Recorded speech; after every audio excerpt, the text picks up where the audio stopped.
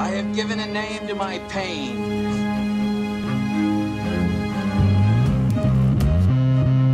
The Batman. Always waiting for some Batman to save you. It's simple. We kill the Bat of Gotham. You don't really think you'll win, do you? I'm Batman.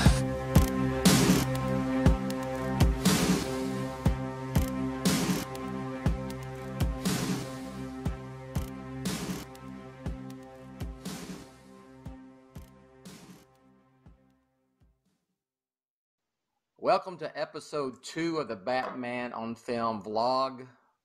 BOFcast. I don't know what are they. I don't know what they call these things. Vlog, I guess. I've been overruled by most of the Batman on Film people. My wife wanted to call it the BOFcast, and they got overruled. So whatever. Anyway, this is episode 2.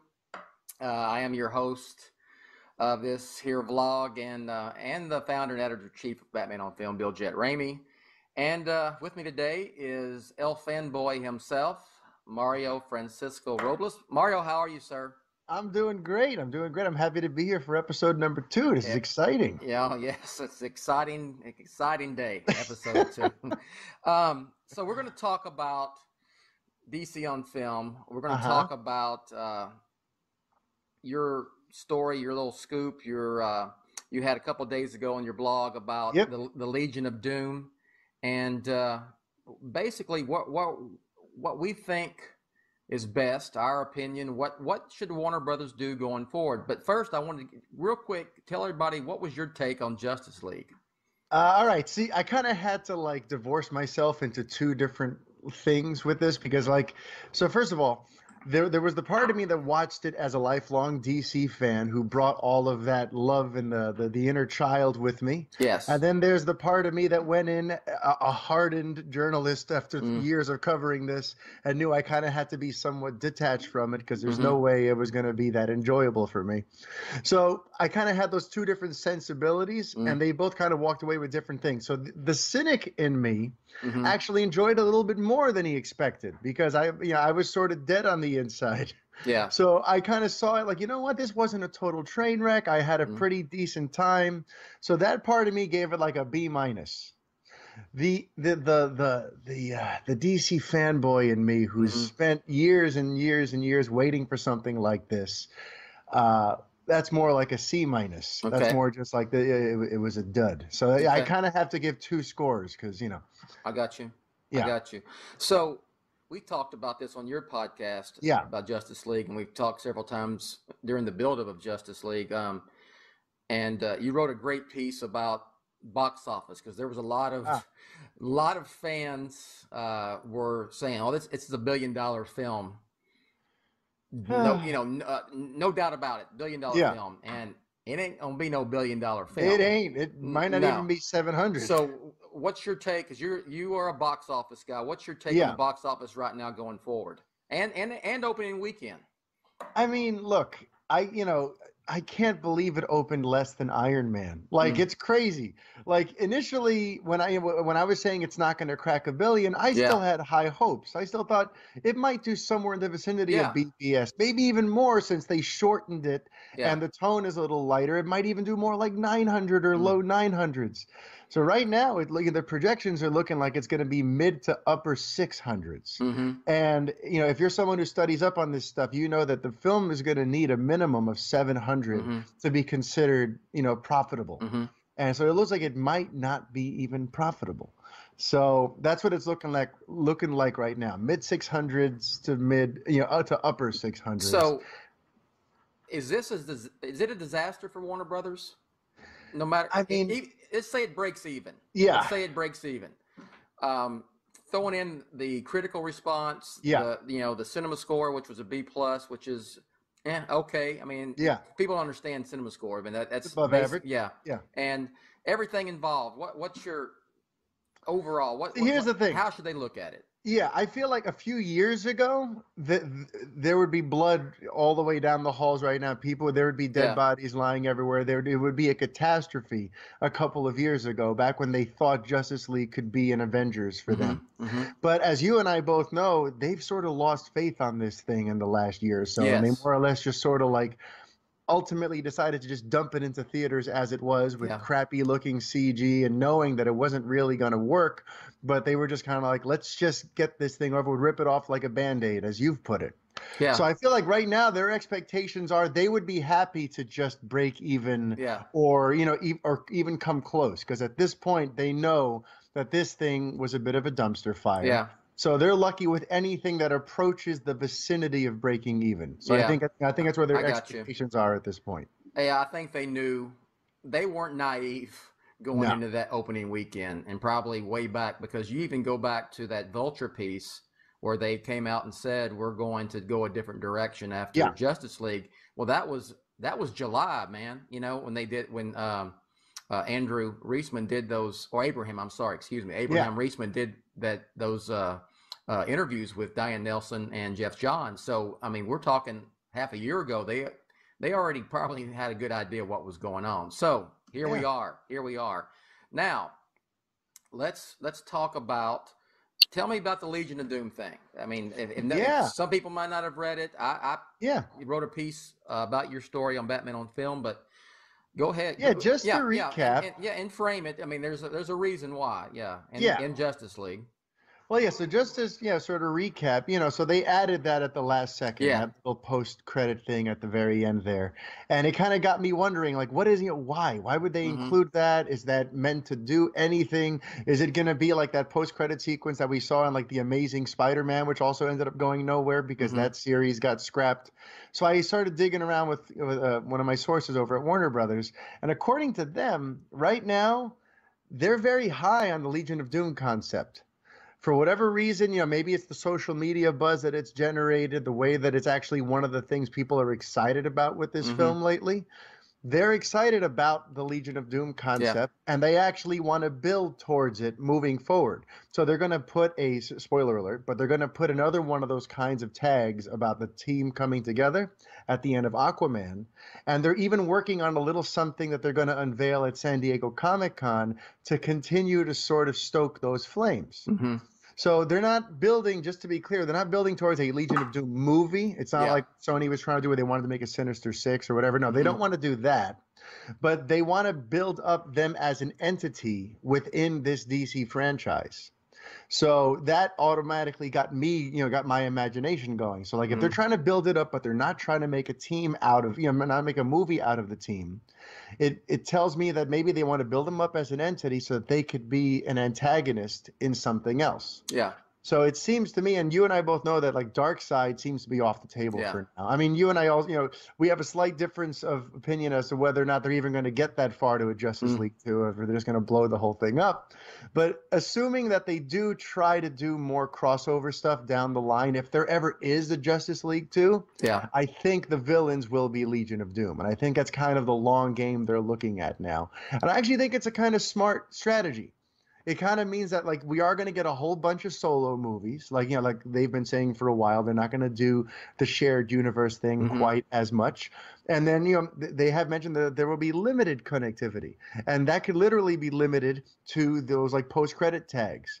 Very much like in Marvel's Phase 1, where the stories didn't necessarily intersect, but then Samuel L. Jackson showed up at the very end to talk about Avengers in each one. You know what I mean? Yeah. So it seems like they're kind of playing a long game. They are putting the crossover stuff on hold for a long time, but at the ends of these next few solo movies, they're going to show that the Legion of Doom is assembling beneath it all as a bit of a subplot. Yeah. So if they do decide to do another big crossover type movie, those will be your bad guys, not Darkseid.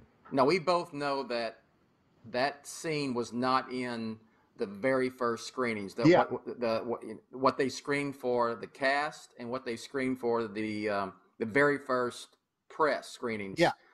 That wasn't in there. That was added for the junket, or sometime between those original screenings and the junket, and then of course it was in the theatrical cut. And here's my only issue with it. I think the Legion of Doom idea, for me, is way better than trying to do Dark Side. Yeah. Especially now. Infinitely. You know? Yeah. Yes. It would be kind of cool. Of course, are they ever going to get to a Justice League Yeah. too? So Yeah. And therein lies my issue, my slight issue with them. It seems like, and maybe I'm wrong, Mario, you can tell me, but it's like, okay, let's throw this in, and it's kind of like what they were doing before with, having at Comic-Con, bringing out all the DC directors, and two of them are left, and then announcing all these films that are never going, several of them are never going to come to pass. And it seems to be more of that. That was my issue with it, because it got a lot of fans saying, oh, they're going to do a Legion of Doom movie, or they're going to do this and that. And we don't know what's going to happen with this in the long run. And that's, it seems like, did you not learn your lesson, before? Now it's the same kind of thing again. I hear that, but I think in a way it's still like they are still ultimately waving the white flag on a lot of their initial plans. Yeah. Because Justice League was going to, plant the seeds for all kinds of stuff. So much of the world building got chopped off. If you think about it, the Legion of Doom thing is kind of the only world building thing that they still left in there. Yeah. Yeah. So it's in and of itself, it's kind of like it's the only thing that remains from the initial plan about the world building. Mm-hmm. So I can't help but feel like this is just a simplified version of it. If they get to it down the line, they know it'll be cool. It'll definitely address some of the critiques that people have had about DC villains too. We're not going to have another big sort of horned CG villain type of larger than life nonsense. Here you have these more, tactile villains. If you put Deathstroke and Nightwing, they're actors. They're flesh and blood, and for the most part, they're human. You're not getting way off into the fantastical and space and all that. So I mean, that's what appeals to me. And had they actually not included it, it would have been just like they had to give fans something, because if they didn't put something like that to get them excited for the future in Justice League, then they really are just sort of admitting defeat. If Justice League has nothing to get you excited for the future, fans have come to expect that sort of thing nowadays. You got to send them home with something that gets them thinking, oh, this is going somewhere. Without that, think about it. That film would have had nothing to look forward to down the line. There would have been nothing in there. No, because it was very close-ended, and speaking of going forward, where would you, if they came to you and said, Mario, what you're going to help us guide the DC cinematic universe going forward? I mean, what would you think would be the best route to go? Well, see, now it's going to sound like I'm being a bit of a company man. Yeah. But I actually kind of like where they're going with it. If the Vulture report is to be believed, and I totally buy it. I like where they're going with it. I think we're going to get 2, 3, maybe even 4 years worth of good solo-oriented stories. Focused mainly on core Justice League characters. No more of this stuff about like Lobo or Booster Gold that Greg Berlanti was working on. All these other like tertiary characters should probably disappear. I would spend the next few years rebuilding each of these characters. Wonder Woman, thankfully, doesn't need any rebuilding. Just give her a proper sequel. It sounds like Aquaman's going to have a pretty fun ride with James Wan. We know Matt Reeves is working on the Batman. I hope that they give us a Man of Steel too. I know that Rick doesn't think that's going to happen. Yes. He hopes he's wrong. But hold on. Don't lock me in with Rick on that. I've told you, and I've written ad nauseum. I want to see Henry Cavill and that cast get a proper badass Superman film, and it would be an absolute travesty in my view if they let Cavill walk and don't do anything else with his Superman. So the interesting thing is, in the weeks leading up to it, I was hearing whispers from a source of mine and others who were saying that they were feeling pretty confident about Superman in this movie. They knew that he was testing well in the movies. They knew that Henry Cavill was suddenly feeling very enthusiastic about the character again after he admitted that the stuff Snyder had done was more of a niche thing and more kind of divisive and not for everyone. Lately he's been talking about how Superman needs a movie you could bring your kids to. It needs to be optimistic. And it's he's excited now about the way people are viewing Superman. Mhm. So I was hearing whispers that they were getting ready to fast track a Man of Steel 2. Mhm. That they sort of had a feeling that when Justice League comes out, there's going to be a very positive glow around the last Mhm. Son of Krypton, and that they would then announce something maybe around the start of the year that would get people excited, like here is the next chapter in Superman's Yeah. saga. So getting Yeah. back to your question, how I would structure Yeah. things, I would release Aquaman, Wonder Woman, get the Batman going, get Man of Steel going, maybe try to get Green Lantern going too if Mhm. you want to, if you want to go the way, because he is part of the core Justice League and he Yeah. is part of their upper tier. Yeah. But even before him, also you could try to think about Flashpoint. I mean, although I don't know, see, honestly, I don't know what they're going to do with Flashpoint. Yeah, I'm with you. That Yeah, it sound as a fan, and I was a yeah, fan of that comic book story, and especially the Flashpoint Batman stuff. yeah. I don't I don't know if you do that now. I No, just I don't know if you do that. You just kind of, like you said, you do these solo things, and you get kind them of just established. you Yeah, kind of maybe you're soft rebooting in a way, and you're kind yeah, of course correcting as you go, and you're not beating people over the head with we're a shared universe, damn it, yeah. and look, like they did in the beginning. So it'll be interesting to see what they if Flashpoint comes to fruition. I Yeah. don't know if it will now. It'd be We'll funny if it see. goes Yeah, back because yeah, it went from the Flash to Flashpoint. Maybe he should yeah, just be the Flash again now. yeah, But yeah. yeah, so I would spend the next few years getting all the solos up and running, get everyone excited about those characters as individuals again. Hmm. And then boom, now 4 years from now we have a Justice League 2 Yeah. or another big chance to and it's funny because I didn't even think of it this way, but it is kind of aping the Marvel model, which I guess maybe people will groan and roll their eyes about that. But I guess in this particular instance, it's kind of the only way to go at this Mm. point. The solo, Yeah. solo, solo, solo, celebrate with the Justice League. Solo, solo, solo, solo, celebrate with the Justice League. Yeah. Like that might be the way to go. Um, and it's funny to think too, just like, I've never brought this up with you before, Okay. but it's like when we're determining what their new philosophy is going to be, a lot Mm. of my analysis in the last year and a half is Warner Brothers as a studio going to shift its philosophy? Mm-hmm. Because they used to be filmmaker driven. But then Mm-hmm. under Snyder, they suddenly got very hands-on last year where they tweaked Batman v Superman, they tweaked Suicide Squad, and we know they went to town on Justice League. Mm. So the question was, are they going to stay filmmaker driven? Are they going to go the Marvel model where Jeff Johns is now the Kevin Feige who oversees everything and kind of rules things with an iron fist? What are they going to do? And Yeah. ultimately, it looks like they actually want to stick to plan A, the original plan. The only thing that's really changing is no Zack Snyder. Yeah. They're taking Zack Snyder away, and they're also just going to loosen up the connectivity. But at the end of the day, they still seem to be sticking with that idea of we're going to hire, creative directors. We're going to give them license to create the exciting films they want, and that's just going to be how we do it moving forward. Yeah. It's just funny to think of the only real change at the end of all this, now that the dust has settled, the only main difference is Zack Snyder's gone. Yeah. So, Yeah. So it's almost like, with what you just mentioned, and I agree with you completely.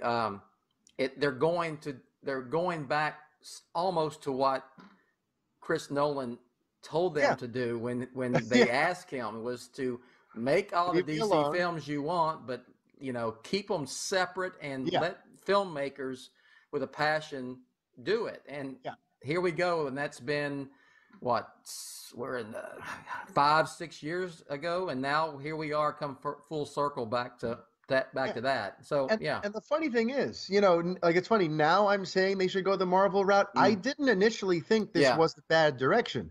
They could have made this work. They could have gone, even though it sounds like counterproductive, Yeah. but like they could have gone from Superman to Batman and Superman to Justice. They could have done that. But unfortunately, they asked the wrong guy to do it for them.